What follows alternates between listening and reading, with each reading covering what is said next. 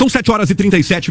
Vamos, a partir desse momento, conversar aqui no Jornal da Terra com o advogado, ele que é especialista em direito criminal, Dr. Leandro Borba. O assunto é que bares, restaurantes, estabelecimentos de eventos, Dr. Borba, a partir de agora terão que colocar uma placa com descrição de que não é não. Bem-vindo à maior e mais ouvida emissora de rádio do Centro-Oeste brasileiro. Qual o intuito dessa placa, doutor? Bom dia. Primeiramente, bom dia, Tiago Mendes, bom dia, ouvintes do Jornal da Terra. O intuito é acabar de vez com a violência contra a mulher, de uma maneira geral, proteger a integridade sexual, física e moral da mulher.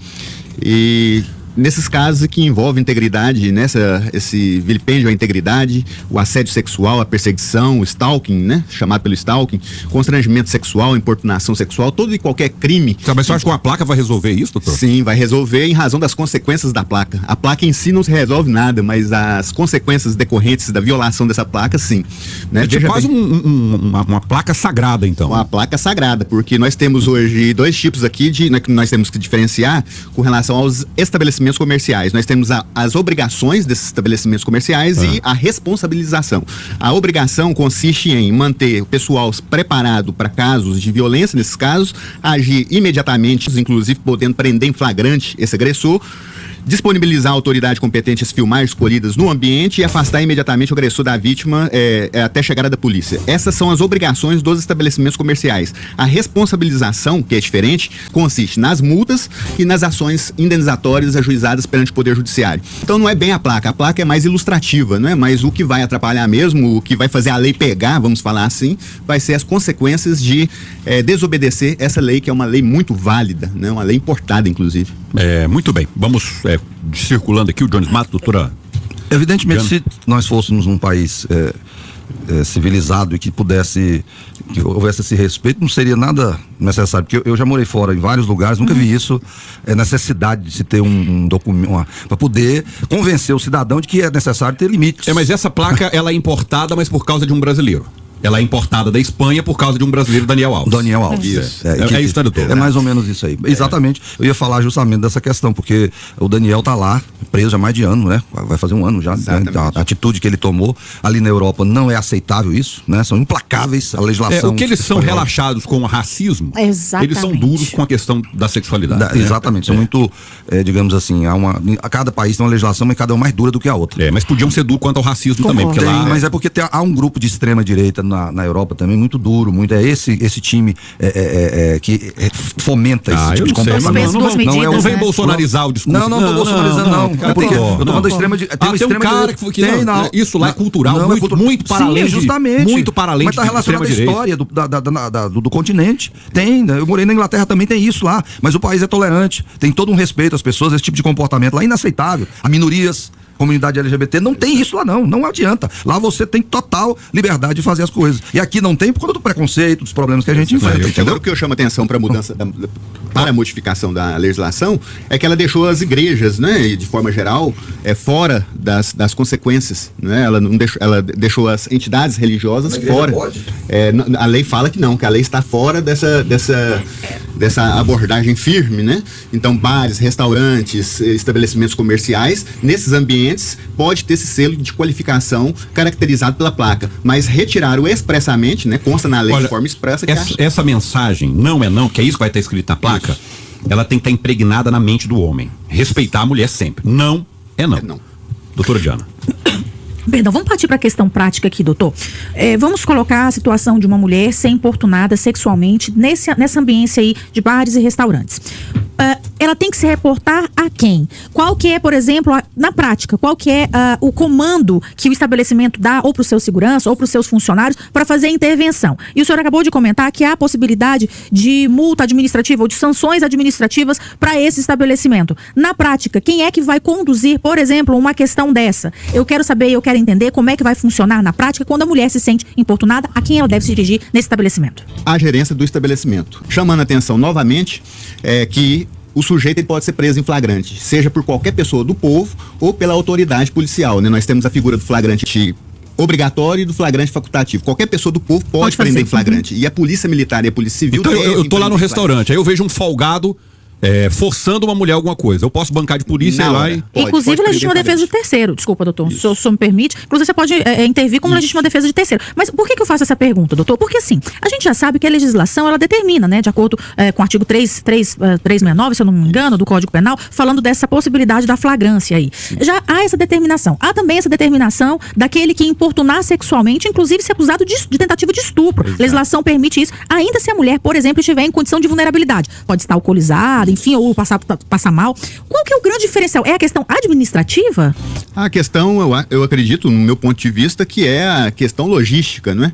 Porque antes da edição dessa lei, os donos dos empreendimentos, dos estabelecimentos, não tinham todo esse resguardo, né? E às vezes tinham receio de exceder nas suas condutas, nas suas atitudes e responder de repente um processo civil perante o Poder Judiciário. Então agora isso veio para corrigir essa disfuncionalidade. A lei específica foi um adendo aí à Maria da Penha. Foi uma lei nova e vai trazer modificações para a Lei Maria da Penha. Então, muito bem. 7h46, nós vamos para o intervalo. A gente continua conversando com o doutor Leandro Borba.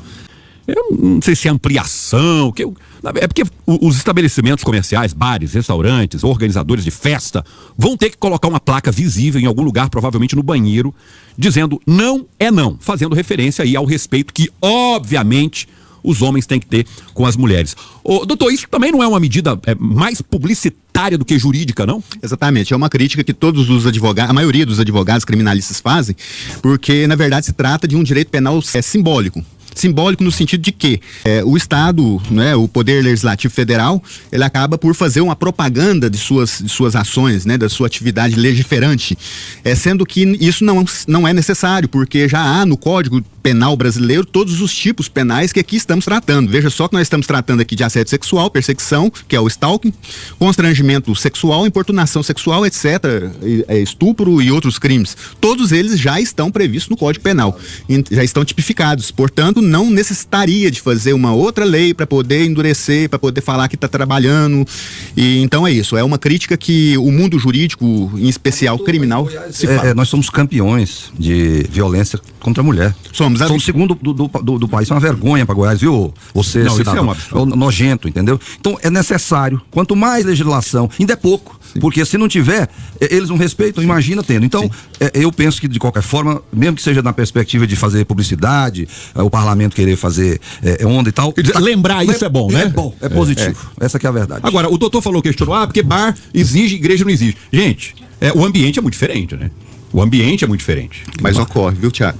Na história. De ver um pastor aí que foi afastado de um grande ministério aqui do estado de Goiás, porque é a quinta então tinha que ter na igreja. Se você tá falando que foi dentro da igreja, pode ter sido dentro da igreja. E foi dentro da igreja. Pois então. Com a fiel. O cartaz tinha que estar lá também. Eu vou falar o nome aqui por uma questão de elegância, enfim, né, social. Mas vocês sabem o que eu tô falando. É só digitar aí uma casa famosa aqui, né?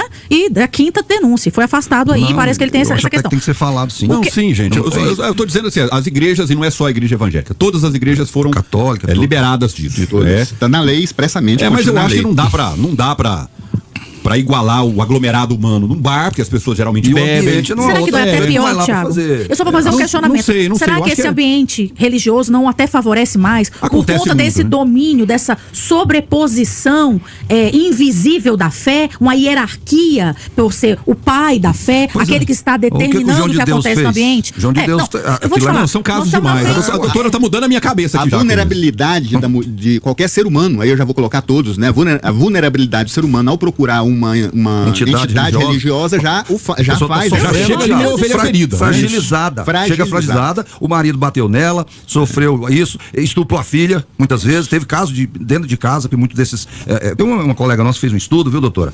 Sobre ambientes religiosos, onde tem mais casos desse tipo, dessa natureza. Gente, nós estamos na frente de um cara aqui. Eles não relatam e não denunciam. Nós estamos na frente de um cara aqui, que é o Thiago Mendes, que foi o primeiro a ter acesso a essas barbaridades que o João de Deus fez. Ele, inclusive, participou. Vocês que estão aqui escutando a gente, gente de um seriado na Globoplay, eu quero que vocês assistam, e tem, inclusive, a manifestação do Thiago brilhantemente, o que ele teve que enfrentar, inclusive psicologicamente, para conseguir levar à frente essas questões. Então o Thiago sabe que isso acontece, né? Mas eu tô mudando de ideia aqui, depois que a doutora falou aí a respeito sobretudo essa questão, o ambiente mental, a sobreposição mental. Ele é na perspectiva de ele tem um poder sobre a pessoa. E todos os dias tem denúncia de líderes religiosos, seja ele qual for, no temor reverencial.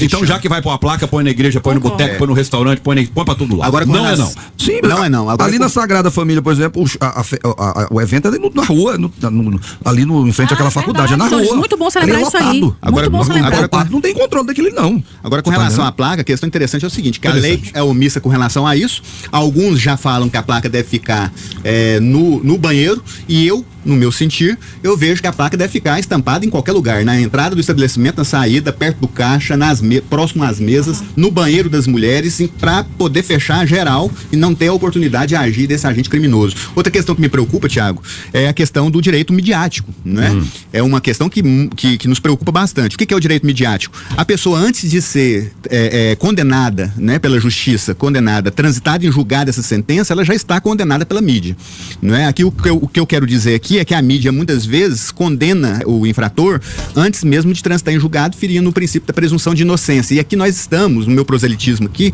não é ser contra o direito de informação. Aqui nós estamos diante de uma colisão.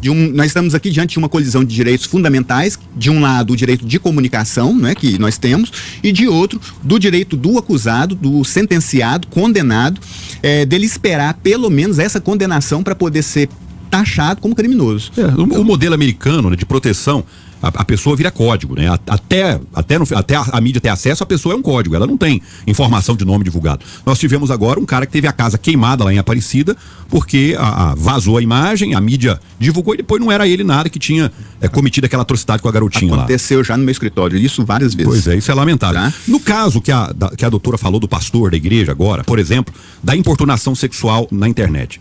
Aquele caso lá, a gente vê a conversa que ele teve com a moça, é uma conversa de um cara folgado.